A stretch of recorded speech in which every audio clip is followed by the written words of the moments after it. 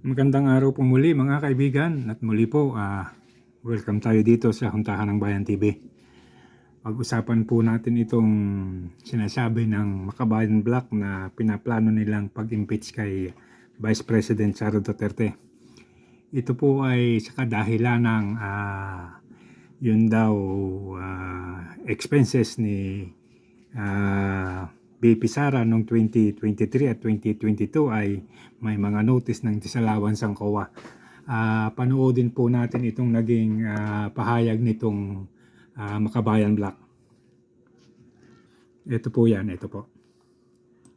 Pinag-aaralan ng Makabayan Black ang posibilidad ng paghahain ng impeachment complaint laban kay Vice President Sara Duterte. Ito ay dahil umano sa pagtataksil nito sa tiwalang ibinibigay sa kanya ng publiko. Tinukoy nila ang Notice of Disallowance ng Commission on Audit o COA na ipinadala sa Office of the Vice President o OVP kaugnay ng paggamit ng kanyang mga confidential funds noong 2022. Gayon din ang anilay inasal ni VP Sara sa mga pagdinig hinggil sa panukalang budget ng OVP para sa 2025. So, hayan po yung sinasabi ni Lisa Masa na ang dahilan ng kanilang napipintong pag-impeach kay BP Sara ay dahil doon sa hindi maayos na paggasta noong confidential fund noong 2023 at 2022. At ito naman po ay sinagot ng COA ng isang maayos na report. Panoodin po rin natin ito. So ito naman po yung naging report ng COA na ipinadala sa Office of the Vice President. Natanggap ng Department of Education o DepEd sa pamamahala ni Vice President Sara Duterte ang pinakamataas na COA audit rating noong 2023 at 2022 sa unang beses noong 2022. Yes, sa unang pagkakataon, ang Department of Education ay binigyan ng unqualified opinion ng Commission on Audit o COA sa mga financial statement nito sa pamumuno ni VP Inday Sara Duterte. Malinaw naman na sa 2 taon ni VP Sara sa DepEd isa ito sa major accomplishments ni VP Inday. Oo, pumalit siya sa huling kalahati ng 2022, ngunit ang responsibilidad ng paghahanda ng mga ulat sa pananalapi para sa buong taon ay nasa ilalim ng kanyang pamumuno. So, hayan po yung naging sagot ng COA dun sa mga pagpapahayag ng Makabayan Black na may mali o may corruption doon sa paggastos ni Sara ng confidential fund. Hindi na po natin ito babasahin lahat at pwede nyo naman po itong basahin. Pero ayon po dito, ito po yung pinakamataas na audit rating. COA's unqualified opinion, highest audit rating na pwedeng ibigay ng COA sa sino mang ahensya at sino mang pinuno ng ahensya. So makatwid po kung ito ang pagbabasihan ni Lisa Masa o ng Makabayan Black, medyo talagang suntok sa buwan. At tingnan po natin ito po ang ibang issue. Mula po kasi noong lumabas yung issue na tungkol doon kay Saldico at saka kay Martin Romualdez na sila ang kumukontrol ng pundo ng Pilipinas, ang dami na pong naging isyong nadagdag at dami nang nasangkot. Mayroon na rin pong mga ahensya na naglabas din ng kanilang mga report na ganun din ang ginawa sa kanila. Ipapakita po natin yan. So ito po yung isang grupo o party list o grupo ng congressman na naghahangad na ibagsak o tanggalin ang i-impeach si BP Sara o tanggalin ang kanyang mga opisina. Ito po yung tingog party list na ang gusto po nila ay tanggalin yung mga satellite offices na itinayo ni BP Sara sa ibang probinsya para sa mabilisang padala ng tulong. At dito po ay nabisto na yung tingog party list ay mayroong 137 na satellite office. So ibig pong sabihin nito, yung budget na ginagamit nila rito ay medyo nakakapagtaka at nakakabulag kung saan ang gagaling. So yan po ang isa sa mga issue na nadawit na doon sa bulgar ni Sara ng tungkol sa ginagawa ni Saldico at saka ni Martin Romualdez sa issue ng pondo ng Pilipinas. At ito pa po yung mga isyong nabulatlat mula ng isiwalat ni BP Sara yung tungkol sa pagdadagdag ng pondo ni Saldico at saka ni Martin Romualdez dun sa mga ahensyang hindi naman re-request ng pondo. Ito po yung National Expenditure Program o NEP ng is the proposed national budget submitted by the President to Congress in accordance with the Section 22, Article 7 of the Constitution. The NEP shall be the basis of General Appropriation Bill, which upon its enactment becomes the General Appropriation Act.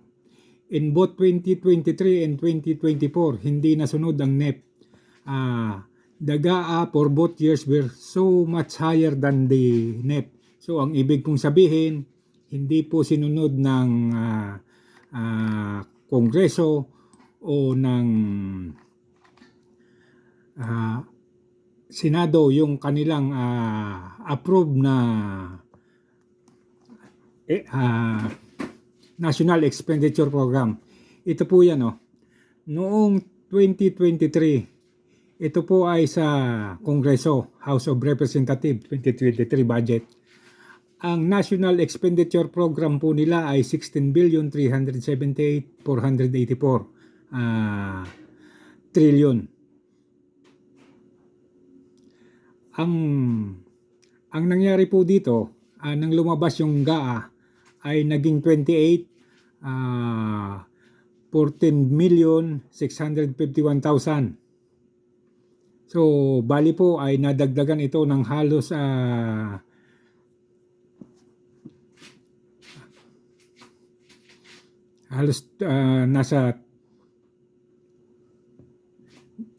nasa 12 trillion.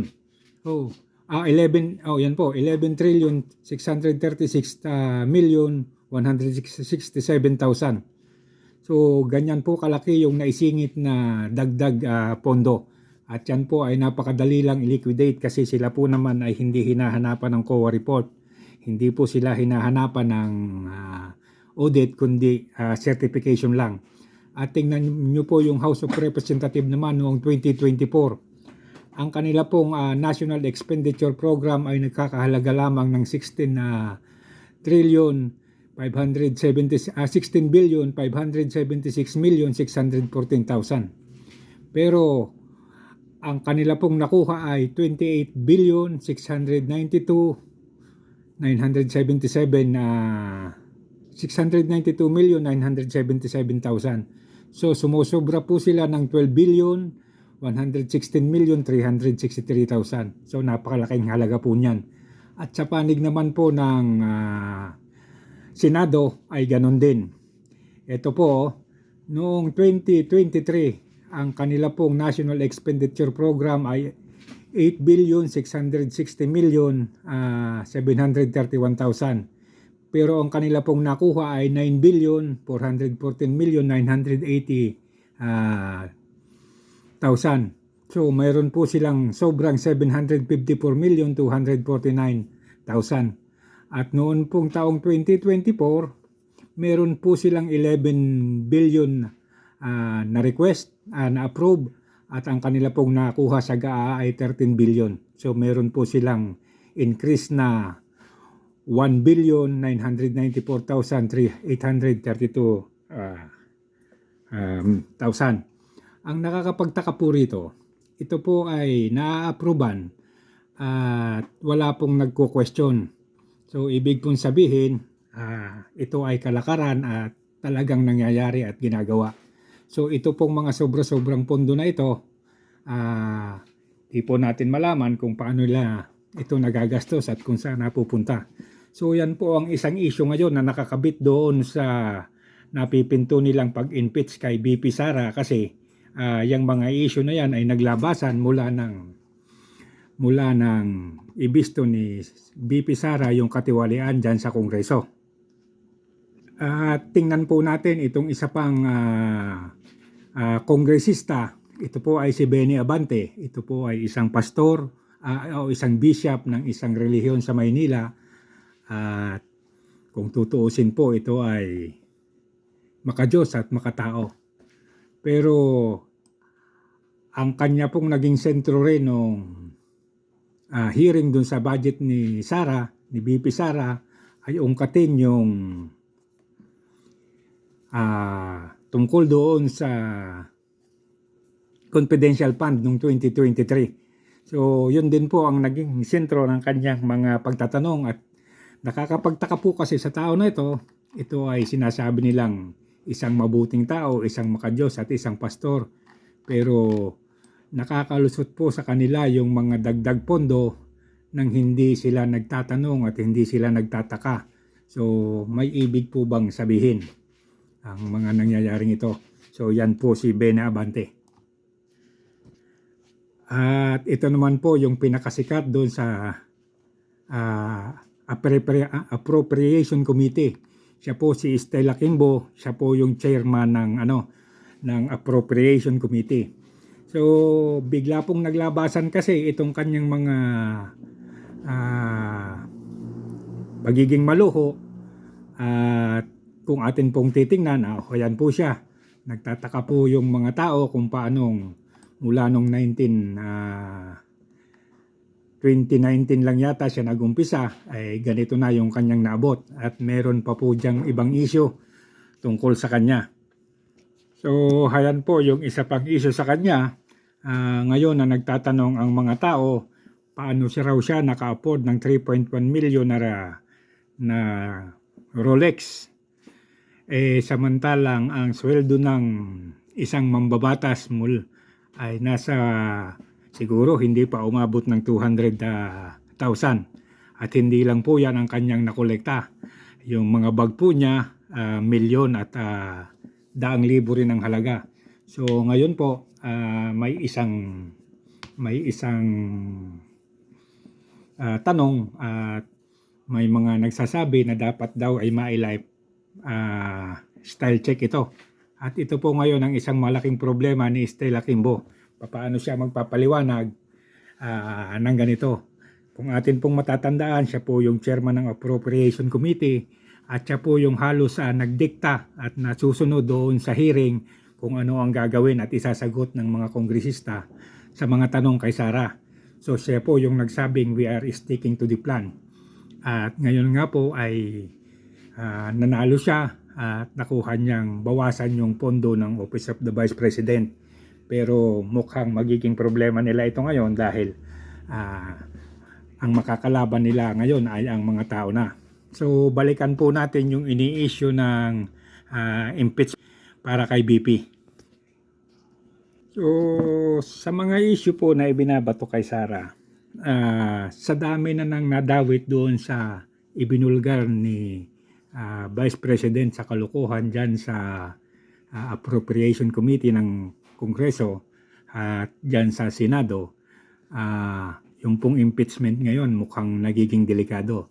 Kasi ang tingin ko dyan, yung mga congressman o yung mga senador na naipit lang doon sa sitwasyon, hindi siguro sila papayag na madamay doon sa magiging aksyon ng mga tao sa kanila. Kasi kitang-kita po Kitang-kita po ng mga tao ngayon kung paano nila dinambong o ninakaw o kinulimbat yung pondo ng Pilipinas. Isipin nyo po yung kay Saldico at kay Martin Romualdez. Billion po ang pinag-uusapan at sa isang taon lang ay sinasabing naka 290 billion sila nang nakulimbat. So yung sa Senado po, hindi natin alam kung gaano kalaki pero malamang malaki-laki rin yung nadali nila ron. At ito pong sa Kongreso 5 ahensya pa lang po ang pinag-uusapan dito at meron pa pong ibang ahensya na hindi pa nagsasalita. So ito pong lahat ngayon ay magre-reflect doon sa sinasabi nilang impeachment kay Vice President at mukhang magiging suntok sa buwan talaga ito dahil ang makakalaban na nila rito ay mga tao. So hanggang dito na lamang pong muli at muli po pakiusap, paki-like and subscribe na lamang po. Maraming salamat.